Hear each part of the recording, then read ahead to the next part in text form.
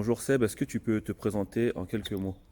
Alors, bonjour à tous, Sébastien Lambert, je viens de Saint-Quentin, j'ai un parcours un petit peu atypique, j'ai été basketteur professionnel en montant, j'ai été cadre technique départemental dans les années 2000, ensuite je coachais à l'époque en National 3, National 2, assez jeune parce que j'ai arrêté ma carrière assez tôt. Derrière, j'ai été assistant pendant 4-5 ans du club de Saint-Quentin Basketball en Pro B. J'ai repris l'équipe en 2010, 2009-2010, peut-être un petit peu plus tôt même, je ne sais plus exactement. Et je suis arrivé à Chartres il y a 5 ans, donc j'ai coaché en National 1, Pro B essentiellement. Et puis, euh, et puis voilà, tout simplement. J'ai 47 ans ou 27, mais bon, c'est à peu près la même chose. Est-ce que tu peux nous présenter le projet du club? Bah, le projet du club à mon arrivée, c'était d'atteindre sur 2 ans, 3 ans la Pro B, chose qu'on a réussi à faire. Donc ça a fait réellement avancer le club parce que ça nous a permis d'augmenter le budget, d'augmenter les structures, d'augmenter l'organisationnel, entre guillemets, tout autour du club et le structurer pour être un club qui peut prétendre à atteindre ce niveau. On est monté, ça a été compliqué parce qu'on n'avait pas forcément non plus le budget pour ça, la structure pour ça. Mais on a vachement évolué dans ce domaine, sur le plan médical, sur le plan sportif, sur le projet global du club. Sur le plan financier aussi, on a évolué. Donc l'idée cette année, c'est de rayonner un petit peu plus sur le département et de pouvoir réaccéder à ce championnat de LNB qui nous a été un petit peu sucré la saison dernière avec cette histoire de confinement. Donc remonter en Pro B et pouvoir rayonner sur le plan départemental au niveau basket, tout simplement. Et il y a une volonté d'intégrer des jeunes dans ton effectif. Est-ce que c'est une volonté qui a été voulue de ta part d'intégrer des jeunes du département? Bah, c'est un ensemble, ça fait partie du projet club, justement. On a une équipe 2 aujourd'hui qui est très très jeune, qui est aussi beaucoup départementalisée, entre guillemets, avec beaucoup de jeunes qui ne sont pas uniquement que de Chartres. Dans l'optique d'une création de centres de formation, parce qu'en LNB, c'est pas obligatoire, mais c'est quand même important d'en avoir un. Et puis ça permet aussi de travailler avec les jeunes du département qui vont pouvoir s'exprimer à travers le basket. Donc là, on est en train d'essayer de structurer tout ça avec à la fois un suivi médical, un suivi scolaire, un suivi sportif qui est important.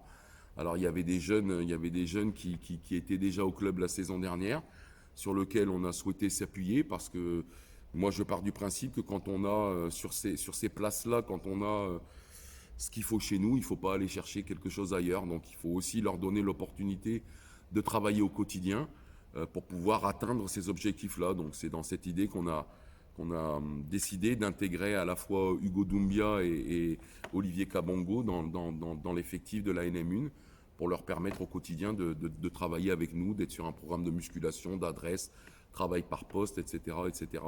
Donc 2 gamins d'ailleurs qui sortent des sélections départementales. Voilà. Donc c'est vraiment une volonté à la fois du staff, à la fois du club, de travailler avec ces jeunes.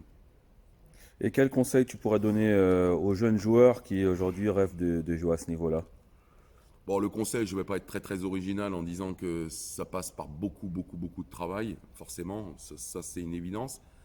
Maintenant, je pense qu'il y a beaucoup de volonté aussi. Il faut à un moment donné avoir des rêves, les poursuivre, les suivre déjà, et surtout mettre tout en œuvre pour les atteindre. Il y a à ce niveau-là un facteur chance qui est important, mais pas que. Le travail forcément est évident. S'entraîner deux fois par jour sur le plan professionnel à haute intensité, c'est pas facile. Donc il faut déjà être affûté physiquement, ça c'est le premier point. Il faut avoir l'état d'esprit en fait pour ça, c'est-à-dire avec beaucoup de volonté et se persuader d'y arriver concrètement. Mais l'aspect mental à ce niveau-là, c'est 60 à 70% aussi de la réussite d'un jeune, donc beaucoup de travail, pendant les entraînements et en dehors, parce qu'aujourd'hui, il n'y a pas beaucoup, il y a peu de structures qui permettent de s'entraîner tous les jours. Malgré tout, s'entraîner tous les jours, c'est une possibilité. Faire de la dextérité, ça nécessite d'avoir seulement un ballon. Faire du physique, ça nécessite pas forcément d'avoir un cadre avec lui. Donc voilà, une bonne condition physique, beaucoup de travail technique, beaucoup de volonté et puis une présence assidue à l'entraînement. Alors au-delà de la présence, c'est aussi la condition qu'on y met, tout simplement. Dans cette période compliquée de Covid, sur quel axe tu organises ton travail dans cette période de confinement? Bon, alors là, très clairement, c'est très compliqué. Aujourd'hui, on travaille à trois avec Guillaume Lepape et Abgué Barakaou, qui entraîne l'équipe 2 du club et qui est salarié aussi de la structure amateur.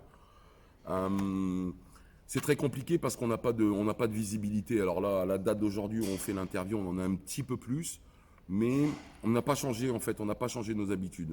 Ce qui est sûr, c'est que nous, on a profité des 3 premières semaines de confinement et de notre période d'isolement, de l'après-isolement, parce qu'on a été isolé avec le Covid, puisque tout le monde a été touché.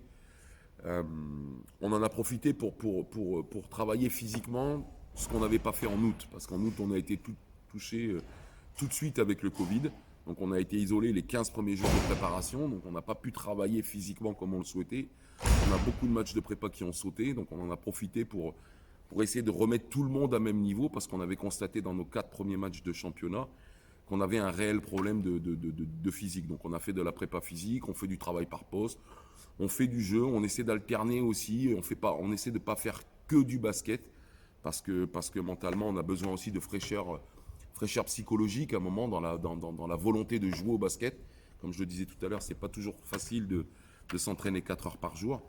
Donc voilà, maintenant on va pouvoir peut-être planifier un petit peu plus les choses, parce que jusqu'à la date d'aujourd'hui, on n'avait aucune date, on ne savait pas comment ça allait reprendre. Donc voilà, on va planifier les choses, musculation, bon voilà, du travail classique, travail par poste, travail individuel, travail de musculation, préparation physique généralisée, et puis du basket, 2-2, 3-3, 4-4, 5-5, bon, du classique tout simplement.